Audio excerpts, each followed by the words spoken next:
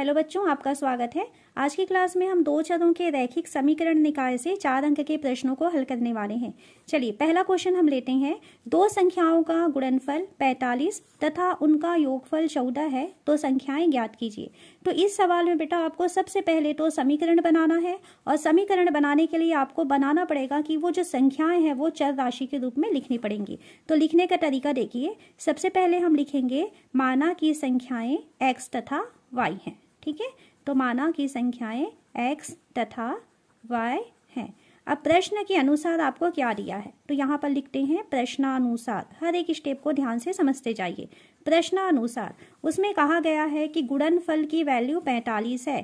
तो प्रश्नानुसार कहा गया है कि गुणनफल जो है 45 है। गुणनफल यानी x गुणा y की वैल्यू 45, ये आपको दिया है। और साथ ही साथ उसमें योगफल का मान 14 दिया है। तो आपको प्रश्न में योगफल की वैल्यू दिया गया है 14। योगफल यानी x धन y का मान दिया है 14। इसको आप लेंगे समीकरण पहला। अब x गुणा y है और ये x धन y है। हमें और एक समीकरण चाहिए जिसमें दो पद होने चाहिए। ये वाले समीकरण को लेकर के इसके साथ अभी हम नहीं हल कर पाएंगे। ठीक है, अभी हम रैखिक समीकरण बना रहे हैं। तो यहाँ पर एक सर्वसमीका आपको याद रखनी पड़ेगी। x ऋण y का वर्ग बराबर x धन y का वर्ग ऋण 4xy, ये सूत्र होता है, इसको आप याद रखेंगे। ठीक है, और इस सूत्र में आप मान रखेंगे। आपको अभी x ऋण y की वैल्यू नहीं मालूम है, तो x ऋण y की जगह x ऋण y रहने दीजिए।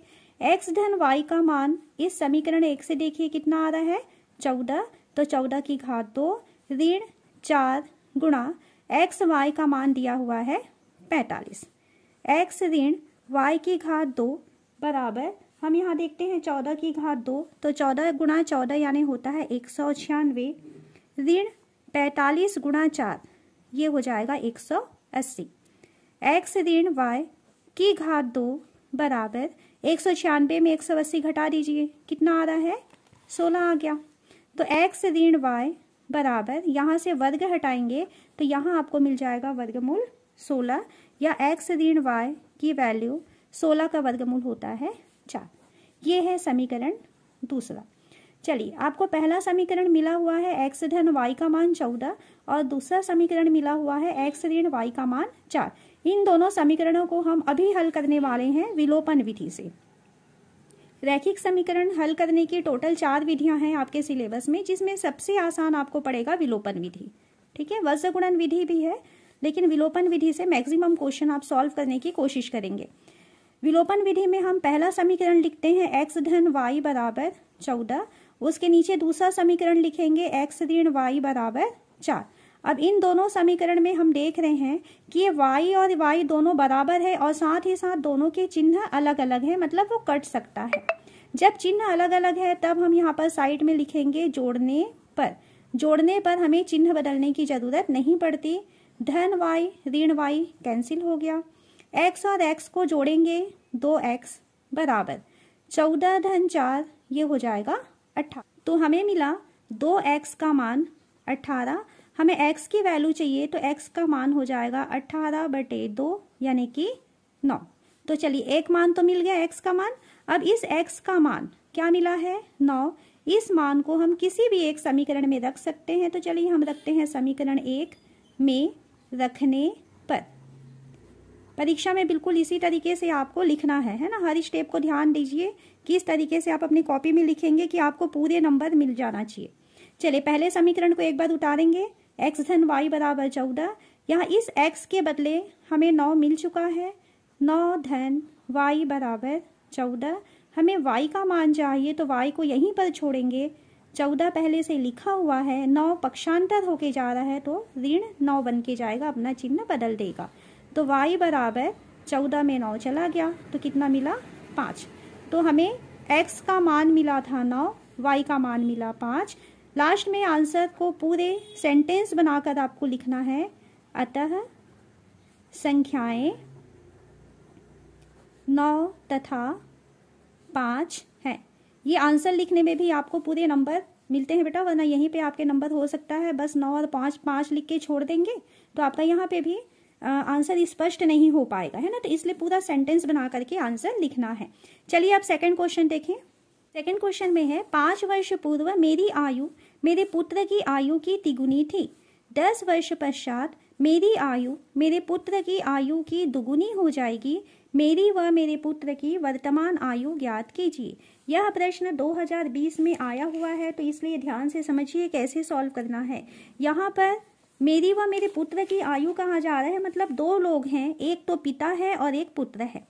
हमको सबसे पहले तो मानना पड़ेगा, माना मेरी आयु मेरी वर्तमान आयु, ठीक है, माना मेरी वर्तमान आयु बराबर ले लेते हैं x वर्ष। यहाँ पर वर्तमान लिखना बिल्कुल याद रखेंगे, और सेकंड में लिखना है मेरे पुत्र की वर्तमान आयु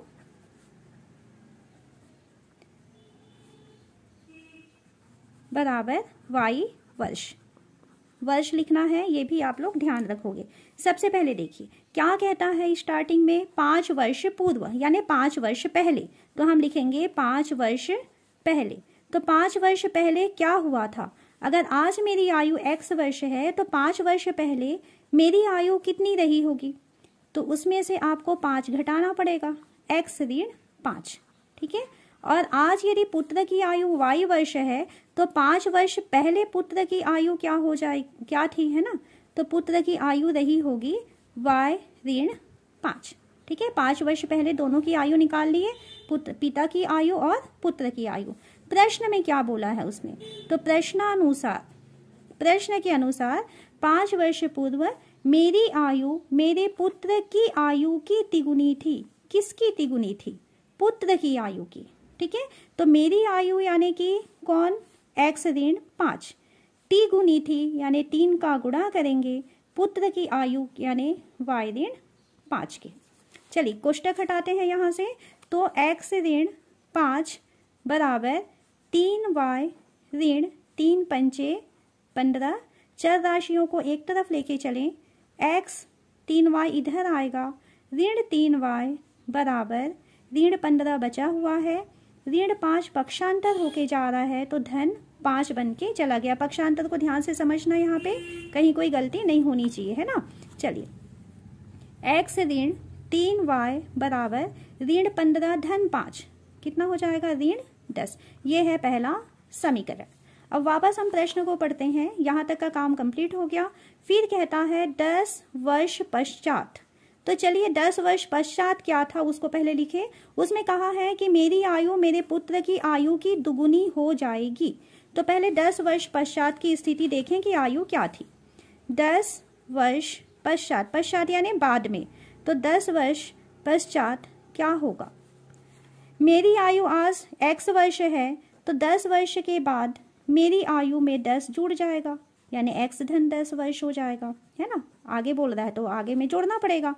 पुत्र की आयु अभी तो वो y वर्ष की है, y वर्ष का है, अगर 10 साल के बाद बोलेंगे तो 10 और जुड़ जाएगा, तो y धन 10 वर्ष का हो जाएगा पुत्र। उसने कहा 10 वर्ष के बाद मेरी आयु पुत्र की आयु की दुगुनी हो जाएगी, यानी 2 का गुणा करेंगे पुत्र की आयु के साथ। वापस लिखेंगे प्रश्नानुसार उसने कहा मेरी आयु मतलब x धन 10 का मान दुगुनी हो जाएगा पुत्र की आयु मतलब y धन 10 के। चलिए कोष्टक हटाएं, x धन 10 बराबर 2y धन 2 दाहम 20, x 2y पक्षांतर होके आएगा, ऋण 2y बन के आया बराबर 20 बचा हुआ है। ये 10 जा रहा है तो सामने धन का निशान था, गया तो वो ऋण का निशान बन के गया। x ऋण 2y बराबर 10। ये है समीकरण दूसरा। हमें 2 समीकरण मिल चुका है। देखिए पहला समीकरण हमें मिला है x ऋण 3y बराबर ऋण 10 और दूसरा समीकरण मिला है x ऋण 2y बराबर 10। इन दोनों समीकरणों को हमें हल करना है। तो चलिए यहाँ पर अब मैं सेकंड मेथड ले रही हूँ, हम करते हैं प्रतिस्थापन विधि से। सारे मेथड आपको याद होने भी चाहिए, है ना। प्रतिस्थापन विधि से इस प्रश्न को हल करवा रही हूँ आपको। क्या करना है कि अब यहाँ पे काम करिए, समीकरण 2 को ले लीजिए। समीकरण 2, समीकरण 2 हमें क्या दिया हुआ है, x ऋण 2y बराबर 10। यहाँ से x का मान निकाल लीजिए, x बराबर 10 ऋण 2y को भेज दें उधर, तो धन 2y बन के आया है। प्रतिस्थापन विधि में किसी एक चर राशि को अलग रखा जाता है एक समीकरण से और इस मान को दूसरे नंबर के समीकरण में रखेंगे। अब हमने सेकंड नंबर से x का मान निकाला है, तो इस मान को हमको पहले में रखना पड़ेगा। तो समीकरण 1 में हमें मान रखना है, क्या रखना है, x बराबर 10 धन 2y रखने पर। मेथड ध्यान से समझिए, किसी भी मेथड से बना सकते हैं। अगर आपको विलोपन अच्छा लगता है तो विलोपन विधि से बनाइए, कोई प्रॉब्लम नहीं है। लेकिन प्रतिस्थापन विधि भी मैं एक बार समझा दे रही हूँ। अगर स्पेशली क्वेश्चन में आया कि प्रतिस्थापन विधि से हल कीजिए, तब आपको इसी मेथड को यूज करना पड़ेगा, ठीक है। इसलिए हमको मालूम होना चाहिए कि कैसे बनाया जाता है। चलिए समीकरण 1 को लिखते हैं। समीकरण 1 है x ऋण 3y बराबर ऋण 10। जहाँ x लिखा है वहां पर हमें अब रखना है 10 धन 2y, जो अभी हम निकाले। इस x के बदले लिखेंगे 10 धन 2y, ये इसका मान हो गया ऋण 3y बराबर ऋण 10। 10 धन 2y ऋण 3y, कितना बचेगा, ऋण y बच जाएगा, ठीक है। बड़ी संख्या में ऋण का निशान है, बराबर ऋण 10। ऋण y बराबर ऋण 10, ये तो है, ये 10 जा रहा है पक्षांतर होके, तो सामने धन का निशान था, उधर जाएगा तो ऋण का निशान होके चला गया। हमें मिला ऋण y का मान ऋण 20, ऋण और ऋण कट गया, तो हमें पता चला कि y का मान 20 आया। y का मान 20 आ चुका, इस y के मान को यहाँ रख दीजिए तो आपको x का मान मिल जाएगा। तो x बराबर 10 धन 2y होता है, तो x बराबर 10 धन 2 गुणा y का मान है 20, x बराबर 10 धन 20 दूनी 40, तो x बराबर मिल गया 40 और 10 50, ठीक है। x हमने पिता की आयु को माना था, तो हम लास्ट में लिखेंगे अतः, यहाँ पे मेरी लिख रहे थे तो मेरी लिखेंगे, अतः मेरी वर्तमान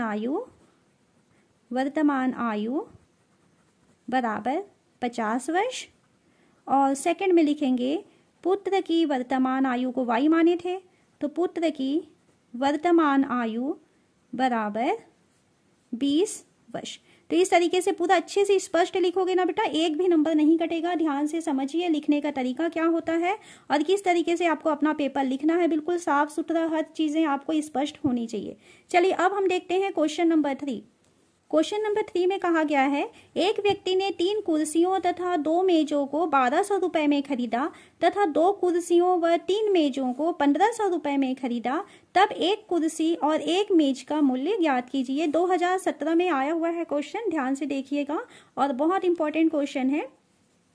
सबसे पहले हमें उसमें किसके बारे में बात हो रही है, कुर्सी और मेज के मूल्य के बारे में। तो हम मानेंगे, माना एक कुर्सी का मूल्य, इसको ले लेते हैं, माना एक कुर्सी का मूल्य x रुपए है, मूल्य बराबर x रुपए, और एक मेज का मूल्य बराबर y रुपए ले लेते हैं। प्रश्न में हमको क्या क्या दिया गया है देखिए, तो प्रश्न के अनुसार आपको कहा है 3 कुर्सी और 2 मेज का मूल्य 1200 रुपए है।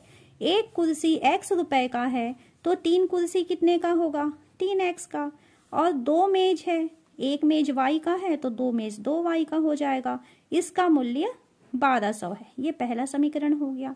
सेकंड कहा 2 कुर्सी और 3 मेज का मूल्य 1500 रुपए है। 2 कुर्सी यानी 2x, 3 मेज यानी 3y, कितने का आ रहा है वो, 1500 रुपए का। ये हो गया सेकंड समीकरण।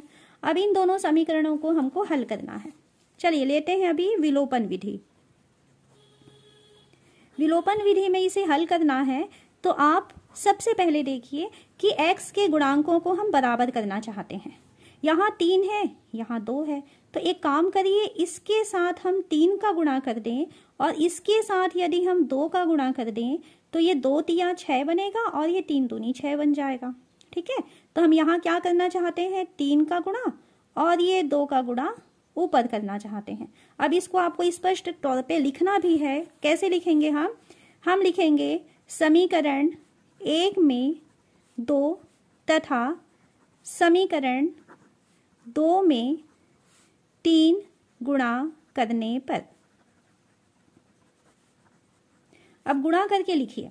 समीकरण में 2 का गुणा करते हुए चलिए, देखो 2 तिया 6x बना, फिर 2 का गुणा यहाँ जाएगा, 2 दूनी 4y हुआ, फिर 2 का गुणा आगे गया, 12 दूनी 24, 2400 हो गया। सेकंड, इस समीकरण में 3 का गुणा करना है, तो 3 दूनी 6x धन 3 तिया 9y बराबर 3 गुणा 1500, तो 15 तिया 4500। अब देख रहे हैं ये भी 6x है, ये भी 6x है, लेकिन अभी तो नहीं कट सकता। क्यों? दोनों के चिन्ह समान है। तो अब हमें इसका चिन्ह बदलना है। कभी भी चिन्ह बदलना होता है तो हमें लिखना होगा घटाने पर। घटाएंगे तो नीचे वाली लाइन के सारे चिन्ह आपको बदलने पड़ेंगे। यहाँ कुछ भी नहीं है, मतलब धन का निशान है, नीचे ऐसा ऋण लगाना है, इसके सामने नहीं लगाएंगे ना, नीचे ऋण लगाएंगे। ये भी धन का निशान है, इसके नीचे में ऋण लगाएंगे। ये भी धन है तो नीचे, यहाँ पे साइड नीचे में लगाया जाता है ना, इसको काट के नहीं लगाना। ओके, अब ये 6x और ऋण 6x खत्म, 4y ऋण 9y, ये धन 4 है, ये ऋण 9 है। बड़ी संख्या में से छोटी संख्या घट जाएगी, तो ऋण 5 मिला, ऋण 5y बराबर धन 2400 ऋण 4500। कितना हो जाएगा? देखो ये आपके पास हो जाएगा, 5 में 4 गया 1 2 0 0, लेकिन बड़ी संख्या में ऋण का निशान है, तो ऋण 2100। हमें तो y की वैल्यू चाहिए, तो y बराबर ऋण 2100 बटे ऋण 5। ऋण 5 यहाँ गुणा था, पक्षांतर हो गया तो भाग होके चला गया। ऋण और ऋण खत्म, 5 एकम 5, 5 चौक 20, 5 दूनी 10, 5 शून्य 0, y बराबर 420। ठीक, y का मान मिल चुका।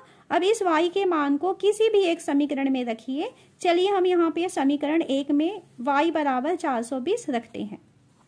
तो आपको यहाँ लिखना पड़ेगा समीकरण 1 में y बराबर 420 रखने पर। समीकरण 1 को पहले एक बार लिख लीजिए।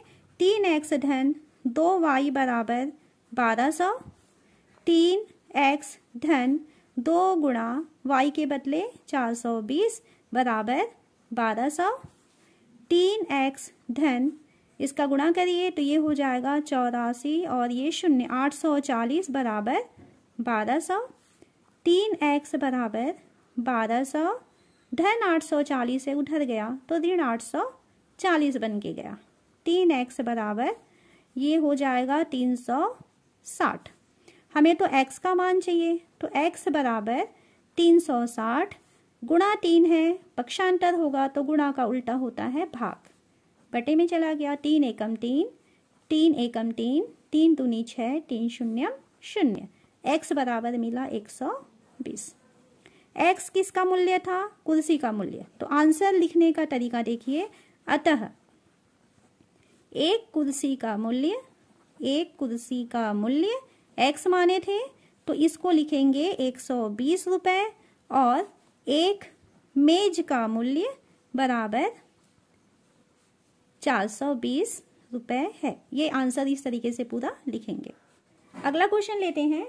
हमें दिया हुआ है कि 2 अंकों वाली एक संख्या का 7 गुना अंकों को पलटने पर प्राप्त संख्या के 4 गुने के बराबर है तथा अंकों का योग 3 है, तो वह संख्या ज्ञात कीजिए।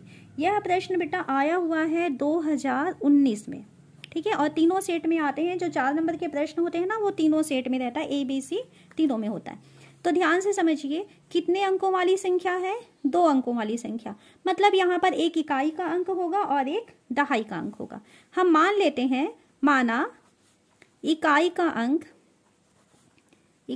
अंक बराबर x मान लेते हैं और दहाई का अंक को मान लेते हैं y बराबर y।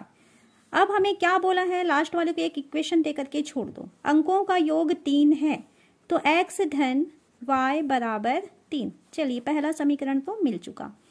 उसने फिर संख्या के बारे में कहा है, तो संख्या मतलब क्या होता है? कभी भी संख्या का फॉर्मूला क्या होता है? 10 गुणा दहाई का अंक और धन में लगाना पड़ता है इकाई का अंक। तो इकाई का अंक देखिए 10 दहाई कितना है y, धन इकाई कितना है x। ये है हमारे पास संख्या। फिर उसने कहा है कि उस संख्या का 7 गुना अंकों को पलटने पर प्राप्त संख्या के 4 गुना। तो यहाँ पर बात हुई है बेटा अंकों को पलटने पर प्राप्त संख्या, ठीक है। तो ये भी हम देख लेते हैं कि अंकों को पलटने से कौन सी संख्या मिलेगी। तो अंकों को पलटने पर जो संख्या मिलेगी जहां पर x रहेगा, इसी वाले में देखो x के बदले y हो जाएगा, y के बदले x हो जाएगा। तो ये 10x धन y बन जाएगा। अब ध्यान से सवाल को पढ़िए। उसने कहा कि संख्या का 7 गुना, यानी ये संख्या थी, इस संख्या का 7 गुना कर दिया जाए, यानी 7 के साथ इसका गुणा करते हैं 10y धन x का, तो ये बराबर होता है पलटने पर प्राप्त संख्या के 4 गुने के। तो पलटने पर प्राप्त संख्या हमें क्या मिली थी 10x धन y, इसका 4 गुना, यानी यहाँ कोष्टक के सामने 4 का गुणा करेंगे। अब कोष्टक हटाएं और यहाँ से एक समीकरण मिलेगा हमें।